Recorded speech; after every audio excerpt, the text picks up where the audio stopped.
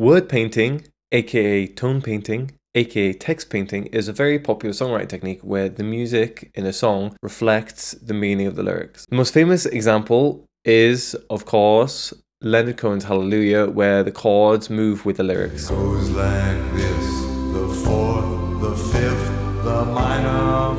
Although we've all heard it, I'm sure, about a million times, and we've all heard about it a million times, Leonard Cohen's word painting is famous for a reason, right? It's kind of great. When Lenny sings, it goes like this, the fourth, the fifth.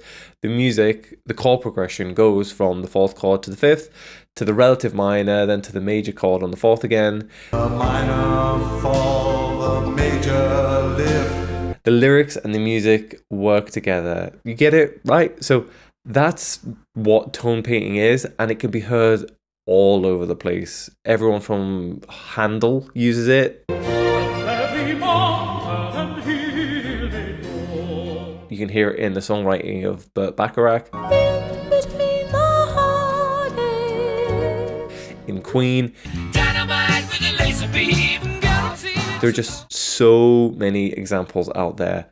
But let's be honest, we have all heard Hallelujah and about Hallelujah enough, haven't we? If we're going to talk about word painting, I think there's kind of more examples to talk about. And you know, who needs another YouTuber going on and on about a song where the vocal melody goes up in pitch when they sing the word up, or the word high, or whatever. So in this video, I'm going to talk about 3 underappreciated examples of word painting that you might not, but also maybe might not have heard already, that I think are actually much more interesting than the usual chat about the usual songs that use word painting in the same usual ways that we've heard about time after time and time again. So, the first one. Recently, while watching the most recent series of Black Mirror, a song used in episode 2 of the most recent series, Loch Henry, caught my ear. I was out of love and out of my heart. I couldn't quite stop something that I did. I looked it up, and it was by like a folk artist from the 70s and 60s called Melanie Safka. She's best known today for her international hit, Brand New Key. Well, I ain't got a brand new combiner. Well, I got a brand new pair of roller skates. You got a brand new key. That's not the only song she did. She did this song that we're talking about, which is People in the Front Row. So I like this song. It's simple enough. It's really just the same 4 chords over and over with a really straightforward verse chorus form, but it's catchy and it's kind of kooky. I really like the weird vocalizations that she uses throughout the song.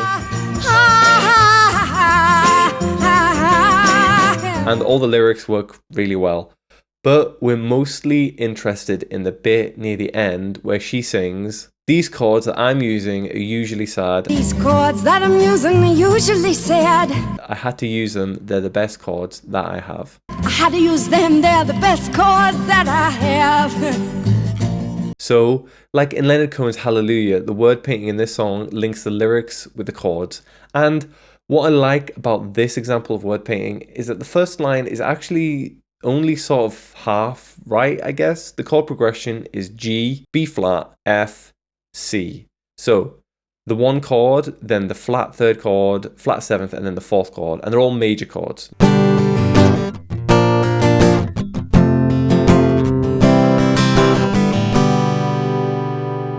Now, in a way, this is a minor key progression, which I assume is what she's getting at with her lyrics about it usually being sad. That B flat chord on the flat 3 especially distinguishes it from a usual major key progression. But again, each chord, including the root chord, is a major chord. That's not very minor at all.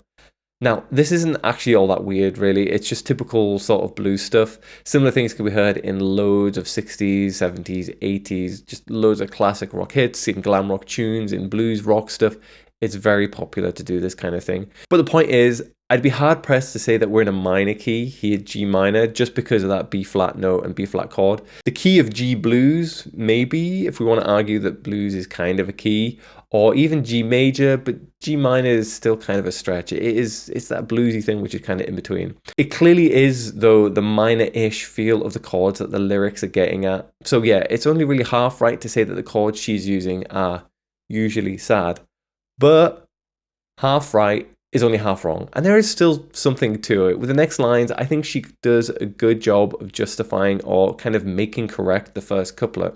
So the next two lines are, oh yeah, this progression is usually sad. This progression is usually sad, But it felt my sorrow and I wanted it to feel me glad. but it felt my sorrow and I wanted it to feel me glad. So yeah, it's a chord progression that is arguably quite often sad sounding. We've half granted her that, but she wanted to use them because they felt right and they made her glad. I think I can see that actually. It's a mix of happy and sad, dark and light. It is major and minor. It's a really nice way of using word painting with chords in a way like Leonard Cohen's use, but also not. Where Hallelujah is just straightforwardly accurate in its word painting, and the beauty is kind of in its poetic simplicity. In this song, there's a bit more ambivalence that I really enjoy. Check out the song and pay attention to all the lyrics. There really is a kind of taking joy in life in spite of the things kind of vibe to it, a kind of bittersweet laugh at her own misfortune sort of thing going on. And in that context, I think this word painting works really well. Honestly, I just like the song. In a way, it's nothing like mind-blowing. I mean, it isn't anything mind-blowing, but it's just a cool song. I like it. I like her voice. I think she's a good singer. My next example is a rare moment of comedy from Progger's King Crimson.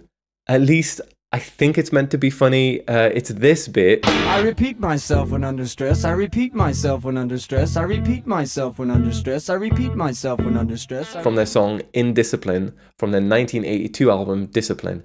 Really cool album, by the way, so just check it out if you don't know it already. It's sort of King Crimson goes Talking Heads, so what isn't there to love about that?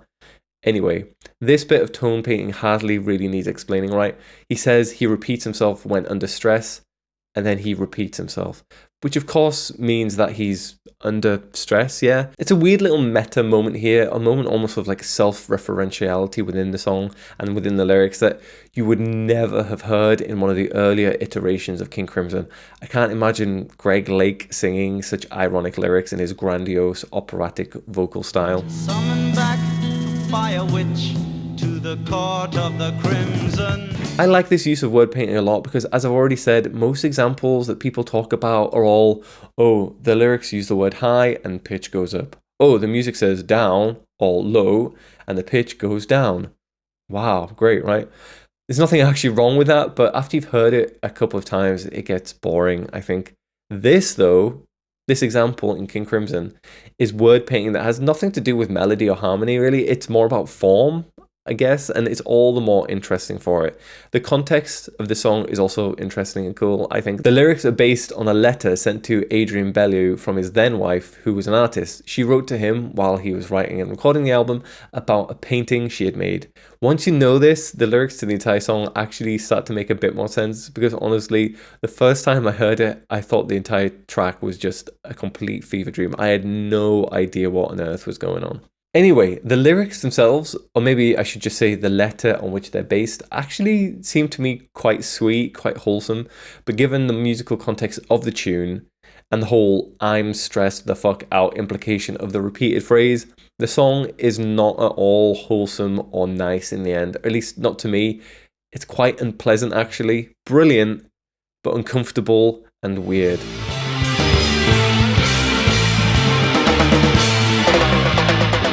Uncomfortable and weird and ugly even has always been a big part of King Crimson's sound in a way that's not too dissimilar to, say, Radiohead, and this song is a prime example of that. They take something seemingly rather nice and they turn it into this weird, anxious mess. I think it's great. You might even ask me, Jacob, what do you think of the song overall? And I'd be inclined to say, I like it! Yeah, I do. I like it. It's a cool song. My final example is, of course, a Beach Boys tune, of course. Actually, it's kind of two, because a similar technique is used in a couple of songs. The main one that I want to talk about is Time to Get Alone from their 1969 album 2020.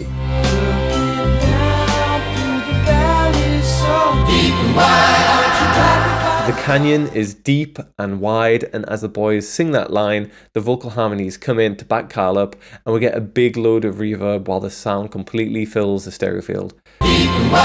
That's it, right? There's no deep meaning to it necessarily, no in-depth context to what's going on here. It's just a really nicely executed bit of word painting. What is interesting though, well, a few things actually. Firstly, like the King Crimson example, this isn't just, oh, words match pitch. This is arrangement and even production working with the lyrics. And I think it's actually really smart. Not only does the stereo field widen with the words deep and wide, but this is kind of simple still, but it is cool. Canyons echoey and the words echo thanks to the gratuitous use of reverb at that moment. It's very evocative and it's just really nice, right? Secondly, what's interesting about it is that a very similar trick was used here where the Beach Boys sing Make My Life Full. Be here and make my life full. In the song Be Here in the Morning from their album Friends, released just the year before Time to Get Alone. Again, no in-depth explanation is really needed. They say full, the sound fills up, loads of harmonies, sounds nice. Well done, guys. My one question is, and maybe there's someone out there who will know this. If you do, maybe get in touch and tell me.